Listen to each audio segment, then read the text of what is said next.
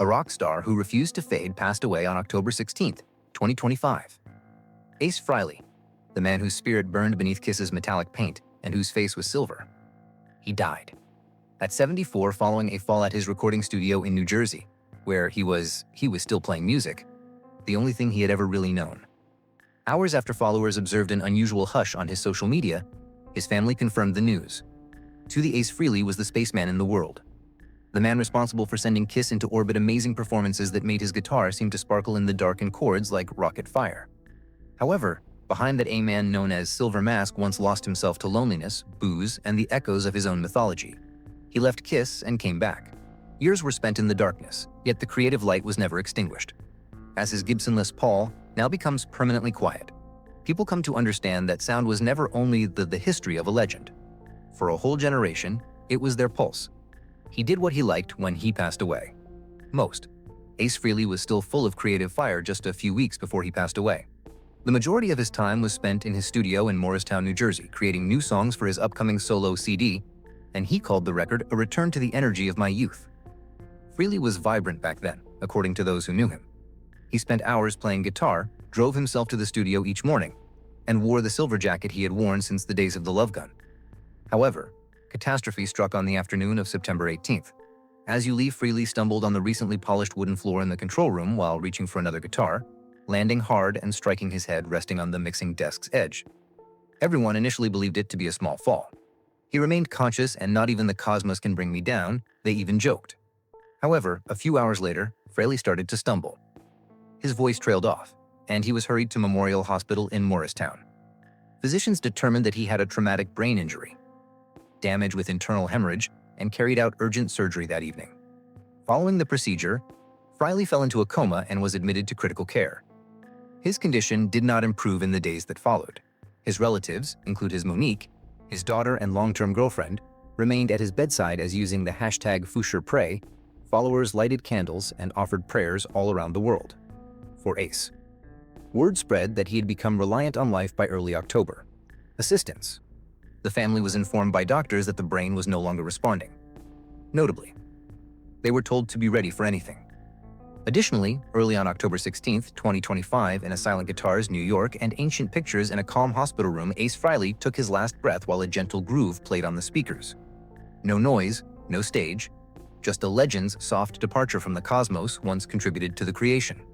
However, to comprehend why his passing left the "we must return to the gloomy alleys of the rock world" in startled quiet, an impoverished boy in the Bronx first realized that a guitar's tone may save a lost spirit. Nobody ever imagined that the child who was ejected for fighting would one day inspire millions of people, as if, in fact, he was from another world.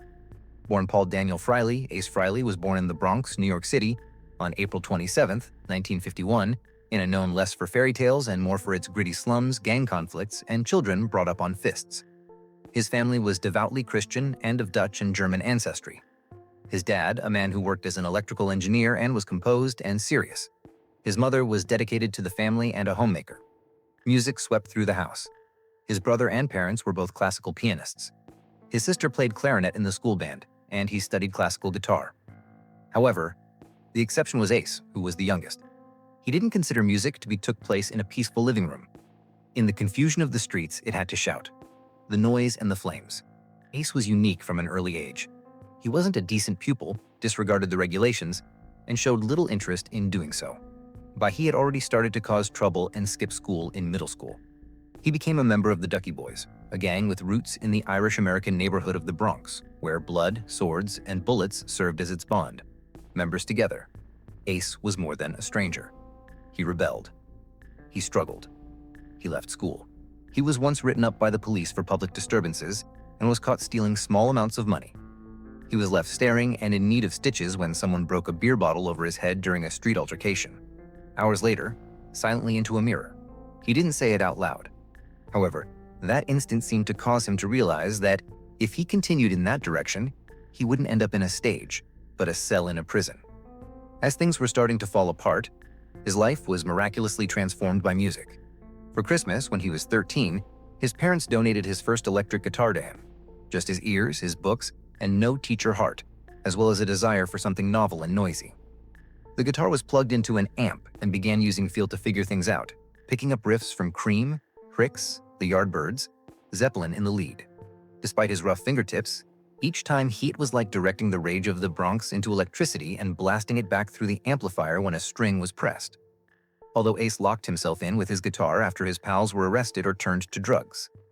When his parents became anxious about him going to do something with music, he would remark, ignoring his blank report cards and school calls, trusted him. However, he had faith. He performed at friends' houses, parties, and small shows. No mentor, no map, garages, or somewhere there was a power outlet. However, nothing might prevent him. Rebellion clung to him yet. He was dismissed from 2 high schools for chronic truancy and combat. On the 3rd, Clinton High School, DeWitt. He left without informing anyone. No, at the time one believed he would be too much. Without a plan or a certificate, a street child, but containing a fire that had never been seen before. Later, Ace would say, "I wasn't destined to learn. Hearing the guitar and making it burst is what I was born to do."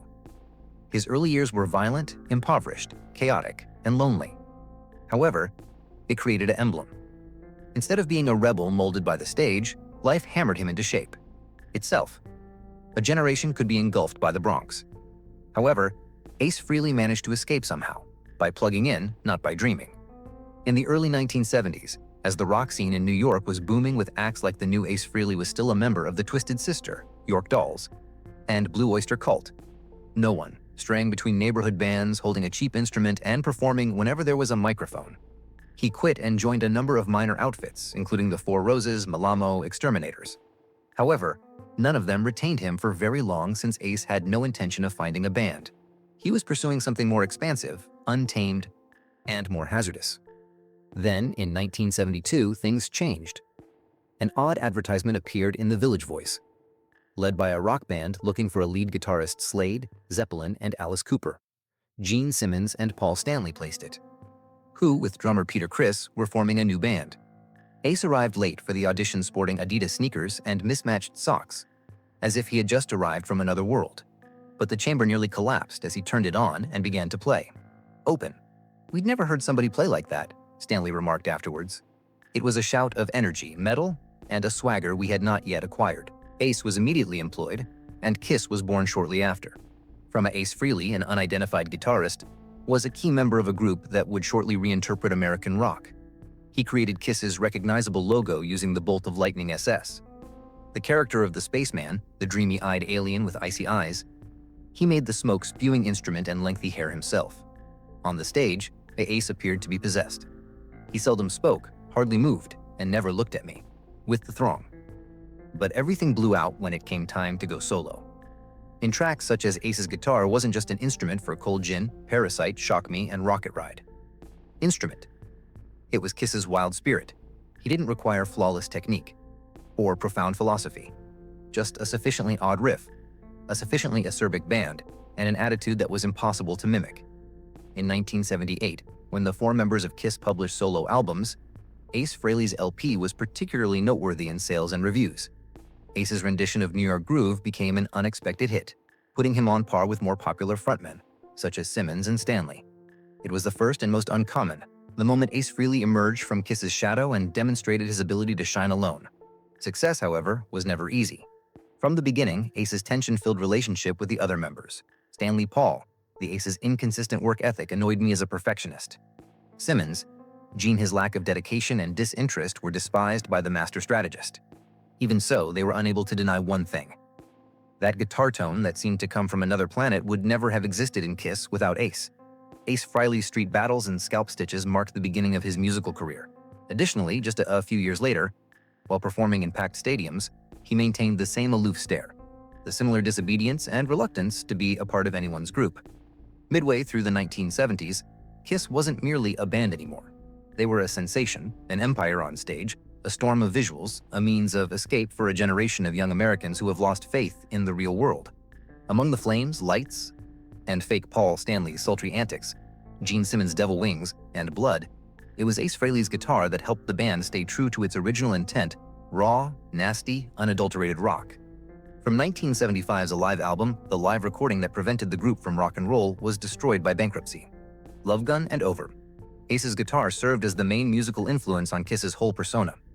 He didn't write a lot of songs, he didn't win over the press and promote the brand, but each time he entered the studio and connected, KISS's songs became more significant. The song Shock Me from 1977 from Love Gun was a turning point. Ace Frehley made his lead debut, singer, and his announcement of joining the group. The actual event that served as the inspiration for the song was when Ace was just minutes away from returning to the stage after suffering severe electrocution during a concert. He was that person. No theatrics, no drama, just returning to the field and playing in silence. Astonished. That electric shock seemed to be transformed into raw energy by me and his solo, a brazen declaration that no other band member had ever communicated with fans. Ace was more than just a guitarist. He turned it into a weapon.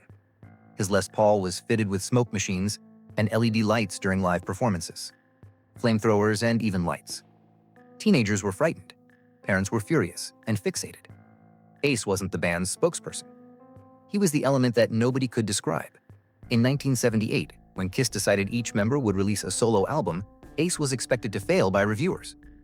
He hardly ever spoke, sang, and rarely showed up on TV. However, Ace Frehley's rendition of New York Groove on the CD proved to be the most popular, entering the Billboard rankings, a quiet insult to the pride of his more vocal band members. People started to understand that it was because his music felt so genuine, he didn't try to win people over, and he made concessions. Between 1976 and KISS became more than just a rock band in 1979. They developed into a complete pop culture empire. Globally, the Destroyer and Alive 2 tours were sold out, promoting them from New Jersey's neighborhood theaters to international venues like Madison Square Garden and the Budokan in Tokyo. Kids dressed up as members of KISS. Adults were waiting in line for tickets. And the entire United States, from trailers to Wall Street parks, were aware of the white-painted faces, blacked-out eyes, and curled lips like Grim Reapers from comic books. Their notoriety went beyond records to include toys. Halloween masks, Marvel Comics, school lunchboxes, pinball machines, and even bras with the spaceman's visage printed on them. Gene takes delight in that madness. Ace Frehley was disoriented by Simmons, who was a tool for Paul Stanley's expansion. He had never pursued a career in music to turn into goods. As the band bargained for millions of Ace wanted to play, so he signed dollar deals with Casablanca Records and made appearances on innumerable talk shows. He sensed as though he were being transformed into a cartoon figure or a commercial emblem, when the making a guitar buzz, snarl, and shriek was the only thing he really knew how to do. He frequently avoided the cameras by sitting by himself backstage with a beer and sunglasses on. He wasn't bashful, but because he detested the emergence of fakery. As Dynasty 1979 was being made, things went even worse. A purposeful shift toward disco rock to maintain interest among younger people. Paul Ace viewed it as a tactical maneuver, but Stanley and Gene Simmons saw it as a treachery, a violation of the band's unadulterated beginnings, the untamed essence that had once made KISS risky. He arrived in the studio late, sometimes intoxicated, and sometimes not. When he did play, his solos were aloof, cold, and unrepentantly uncaring. Around the Ace was the only member at the time who objected to the music's release from The Elder, a concept album with excessive ambition that deviated greatly from the fan base and finally detonated. But there was no longer any weight in his voice. The KISS wasn't four guys playing together is longer. It had evolved into a company with marketing campaigns, shares, and executives. But there was still one truth. If the businessman was Gene Simmons, the spotlight manipulator was Paul Stanley, and KISS's free spirit was Ace Frehley. He came not to establish an empire. He arrived to sing a solo and burn it down. However, at their height, Ace Frehley started to disappear. No drama, no tears, no announcement. He just disappeared. Lost interest in video shootings, skipped meetings, and skipped studio sessions. An explosion did not occur. Nothing spectacular goodbye. Ace Frehley and KISS's disintegration happened gradually, starting in the studio, permeating backstage conflicts, and ultimately weakening any remaining ties between himself and the band that he had founded from scratch. As KISS moved toward commercial reinvention in the late 1970s, Ace was like a forgotten guest at a party with albums like Dynasty and Unmasked, no longer desired to go. Gene Simmons imagined Paul Stanley and a KISS driven by Hollywood. Ace, consumed with image control, held on to what was important to him. The guitar and alcohol, the very thing that's ruining it. Being intoxicated became a steady. He arrived drowsy for recording sessions or failed to show up at everything. His solos were performed with icy, disinterested defiance when he was there, as though to say, "This is my part." Don't use it if you dislike it. Every arguments broke out throughout the gathering. Each tour was a struggle. Ace against himself, Ace against the band, Ace against management. His connection to Paul Stanley became quite tense. Paul was meticulous, dedicated to timetables, practice sessions, and professional presentation. Ace found everything mind-numbing. Ace was seen by Paul as a careless liability. Paul was seen by Ace as a domineering manipulator. Mutual respect was vanished, replaced by merely mutual disdain. Ironically, some of KISS's most memorable moments were previously born out of that same tension. Moments of music that are intense. The disagreement was deeper with Gene Simmons. Philosophical in character, Simmons viewed KISS as a business, a brand that might be used for everything from band-branded coffins to face wash. Ace, however, had no desire to be a trademark or CEO. All he wanted was to play guitar freely. Simmons cherished order, profit, as well as preparation. Ace threw everything into his guitar and left, without turning around. Their worlds could never be in harmony. Even his partnership with his early rebellious comrade, Peter Criss, started to break. In the Paul-Gene Power duet, they were first united by their common outsider position. The two fell into violent mood swings, drugs, and alcohol. Their companionship transformed into a ticking time bomb. They swore, fought, and undermined one another. Backstage, Peter destroyed his drum gear in the middle of a performance at one show, and Ace chuckled. A sloppy smile, but a broken one. The life of Ace offstage fell deeper into anarchy. He was repeatedly caught driving under the influence. Relationships broke down. He pulled away. From public life, only coming out when it is absolutely necessary. To the supporters, he was still the mysterious, cool spaceman. However, Ace had turned into a landmine that ticks. Additionally, he was a depressive storm inside of himself that no one could really "I got it." Ace Frehley formally departed by 1982. Share a kiss. However, a new chapter did not begin. It was an off-the-edge slide, without a spotlight or applause. Over the ensuing years, he lost his guidance. He started Frehley's Comet and put out a number of albums. However, every attempt felt like a comparison because of the lingering shadow of his past, and frequently a letdown. Ace continued the cycle in the meantime. Drink, vanish, play, and then fade once more. In hindsight, no single adversary was responsible for Ace Frehley's demise. It was the clash between brilliance and equipment. An inflexible man, confined to a system that required make a compromise. And when he refused to or was unable to adjust, that machine silently crushed him beneath the very gears that he had assisted in starting. Ace Frehley felt he had left KISS in 1982. He unchained himself. However, he also lost the glass cage of celebrity that had previously protected him from the more sinister aspects of reality. The enormous stage lights were gone, the phony fireworks and blood. All that was left was a lone man with a few empty beer cans, Paul, and the glimmering hope that he could still create music in his own unique style. He established the band Frehley's Comet, brought on new members, and started a new phase, performing at dive bars, neighborhood halls, and tiny venues. The self-titled premiere, the 1987 album, was very well received, particularly with the song Rock Soldiers, in which Ace candidly described for the first time his near-tragic collision caused by drunk driving. Using a loud guitar and a gruff voice, and a startling yet poignant cadence, Ace had discovered his own voice. No cosmetics, no branding from KISS. However, in a terrible turn of events, everything he constructed started to collapse. The man himself is to blame, not the awful music. The tours were canceled at the last minute since he just failed to arrive. Postponed interviews because to melancholy, sleeplessness, and intoxication. His bandmates quit because they couldn't stand his disarray, bewilderment, and indifference. However, there were times when brilliantness. Frehley's Comet swiftly disintegrated, giving Ace back only himself. During the 1990s, Ace almost disappeared from the setting for music. He battled addiction, drowned in debt, lived alone, and the void that KISS left behind. Then, in 1996, a sudden gleam of light appeared. KISS brought the classic lineup back together for the massive tour of Alive worldwide.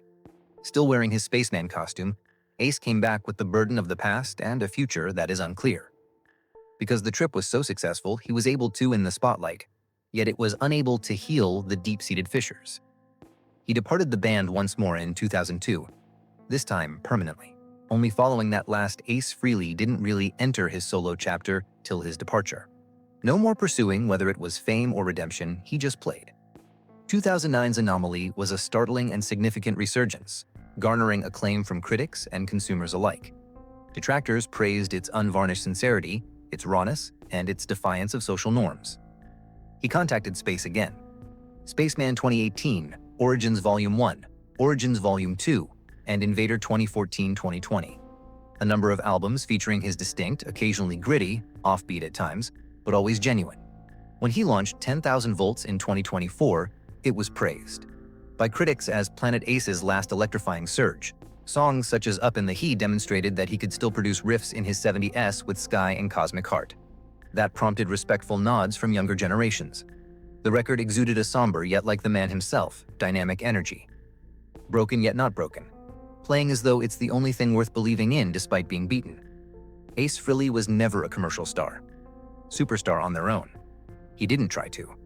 However, his isolation, disobedience, and the unfiltered, a unique Ace school of rock was created by raw honesty in every project, where musicians are not constrained and where playing music is all that is required, not professional production. When the participant is still living, his career as a solo artist wasn't easy or linear. Its soul, however, came from that very deformation. He once stated in "I didn't come here to make music beautiful," he said in an unscripted interview. "I arrived at let it know I'm still here." Behind the guitar that spews smoke and the Ace Frehley's personal life is a murky gray area, a faraway smile on stage, a location where wounds never completely heal and light seldom ever reaches. With one fiery turn, he could burn an arena to the ground and scream through a solo. However, Ace Frehley was a man caught between seclusion and mayhem in private rooms. Monique, his daughter, was born to him and Jeanette Terratola. However, just like the man, the marriage lacked foundation, stability, and broke easily. Ace struggled with alcoholism over the years. He was on tour all the time and had trouble controlling his conduct. His daughter was raised with minimal exposure to a dad. Ace would typically sidestep any reference of his family when he did, if he didn't have the guts to read the chapter again. The Spaceman character was based on he was aware that he was an absentee father. There were plenty of ladies in his personal life, however, it lacked enduring affection. Among his most well-known partnerships was with longtime companion and girlfriend Rachel Gordon. However, in 2020, everything fell apart after Rachel accused Ace of aggression and threats and requested a restraining order. The event caused the media to revisit his lengthy record of citations for reckless driving, public intoxication, and unruly behavior.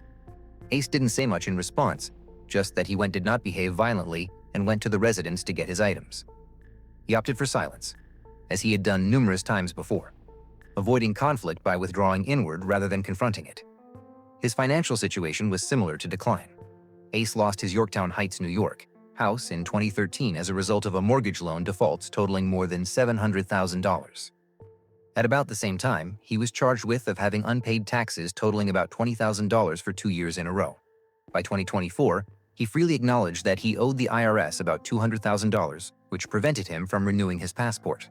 Now, a man who had stood in front of tens of thousands of supporters was unable to travel abroad. Not because of politics, but debt.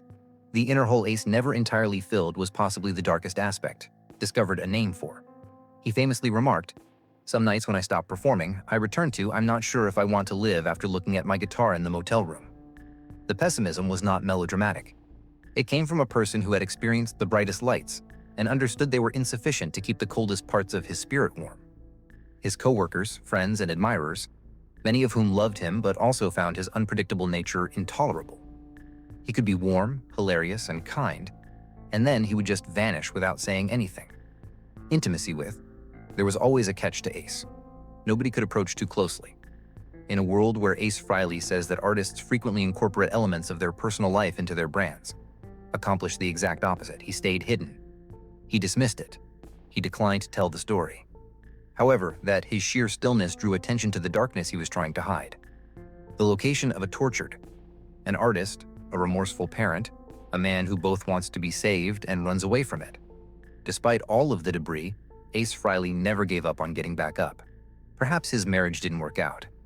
He buried himself in debt and booze, yet he never gave up on his own struggles. He brought the same old guitar with him on every return, even in smaller spaces with dimmed lighting, as though to demonstrate that he had never lost his inner artist. Just before fate closed in 2025, Ace Frehley spent the latter years of his life as if time itself had not a claim on him. The Spaceman continued to carry his silver Les Paul across at the age of 74. little studios and stages in the United States. Not another pyrotechnic, not another explosions similar to Kiss's prime. Still, it's the same soul that inspired millions of admirers to reach for the stars.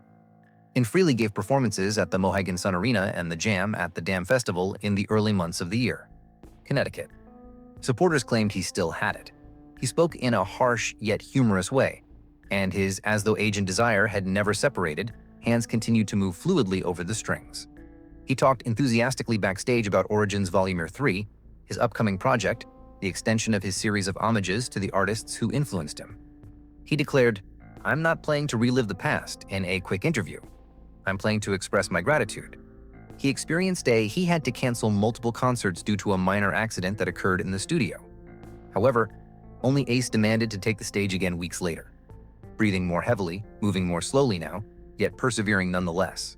He wrote a message on October 6, 2025, on Instagram users' anguish over persistent health problems. "I must call off the remainder of my tour. Don't worry though. I'm still in the studio, where the music never ends." Nobody was aware that it would be his final communication. Only 10 days later, the fatal catastrophe happened, bringing an end to a man's adventure after decades of skydiving. Across stage imagined skies and repeatedly colliding in real life. Ace Frehley continued to play music as if it were his last act, nevertheless, even in his last year. Take a breath. There was more to Ace Frehley's death than merely a guy dying. It was the destruction of a star that had illuminated the whole rock and roll sky. He didn't simply play the guitar. He transformed it into a spaceship that transported listeners beyond of Earth. From Startling Me to Take Off, every solo that he performed felt like a challenge against gravity. Uncooked, bright, and definitely his own. When word spread that he had died, Gene Simmons wrote, "Kiss would never have taken off without Ace. The work of Paul Stanley. It was easier to pay tribute. He was the rebellious spirit that we all once sought for." Fans placed candles next to vintage posters all throughout the world, from Tokyo to New York, writing down the well-known phrase, "Once a spaceman, always a spaceman." Though they acknowledged that Ace Frehley was never intended for the ground, people lamented the quiet that had been left behind. He was created to shine brightly, to use the guitar to express aspirations, and to serve as a reminder that even the most lonely people can produce the most amazing wonders. In the silence of space today, you can still hear his guitar gliding through the silver if you pay careful attention. Clouds like a never-ending star. Never was Ace Frehley the fastest, most exact, or the most well-behaved guitarist. He didn't write intricate symphonies. He also didn't strive for the status of a great artist in the traditional sense. However, in the rock industry, what counts most importantly, how you play affects others. Ace Frehley is an indispensable symbol. He wasn't a musician while he played. He performed instinctively. Each solo, by whether it was simple or chaotic, Ace had one distinct feeling.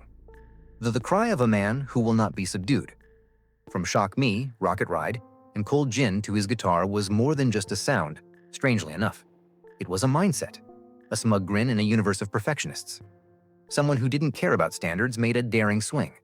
Consequently, he motivated a whole generation of musicians. According to Dimig Daryl Pantera, Ace was the explanation for my desire to appear on stage. Guns N' Roses acknowledged that he chose Ace and that Alive made me pick up the guitar. Was the record that altered his early years. Mike Tom Mel, Scott Ian, and Dave Grohl according to McCready. Performers from a variety of genres choose Frehley as their admiration. Not due to his technological expertise master, but because he was a live example that wildness didn't have to be justification. His creation of the Spaceman mascot became a visual mainstay throughout popular culture. Action figures, character masks, Halloween costumes, and Marvel Comics' Ace's blazing guitar and beautiful eyes were featured on every book cover. Even when you Kiss fans remained steadfast as other members took his place. There is just one real Ace Frehley, is that Spaceman. Ace was admitted into The Rock in 2014, and Roll Hall of Fame with KSS's original members. However, even he stayed true to form during the celebration. No apology, no assimilation, no false pretenses. He recognized his own worth. Therefore, he didn't go to the establishment for approval. Impact was not quantifiable through prizes or charts. The 16th of October, 2025, at last, Silver Star slid out of orbit. The studio's deadly tumble ended almost 50 years of vacillating between solitude and music. It also brought about Ace Frehley's transformation from a man into another eternal chapter, and turned into unadulterated sound. His legacy of music has evolved into a universal tongue, for those who have dreams. For anybody who once thought they could do the same with a guitar and a little carelessness reach up and touch the sky. Sterile statistics and platinum records don't adequately capture Ace Frehley's legacy. Every child who finds it difficult to play the Shock Me solo has it. It is present in all self-taught musicians who have the courage to trust their own frantic cacophony, and every riff that erupts contains it. Similar to an engine that is about to blow up, Ace was the only one who could make that kind of sound. Correct. Ace never made an attempt to turn into a myth, but he unintentionally became one by rejecting all the molds. Frehley didn't have bright lights or fireworks with him when he walked slowly away from the large stages. He left behind a legacy, created with an unadulterated electric guitar, an unwavering passion, and the heart of an artist who never gave up. Despite personal setbacks, years of silence, and seemingly irreversible rifts, he remained evidence that rock and roll endures. It just alters the form of those who have the courage to live a truthful life. The Spaceman will always remain Ace Frehley, not only in KISS's mythology, but also in the recollections of all the people who have ever shuddered in front of one of his solos. A male who lived each show as though it were his last, played as though no one was around, and, like a falling star, departed from this world, leaving a path of light that won't ever vanish. How do you feel about Ace Frehley's tumultuous yet unwavering travel? Which of his solos can you still hear clearly? Please leave a comment below with your ideas, and remember to hit like and subscribe to follow along. Examining rock and roll legends. I appreciate you viewing, and as Ace once stated, that the sky is only the beginning and not the end. Music.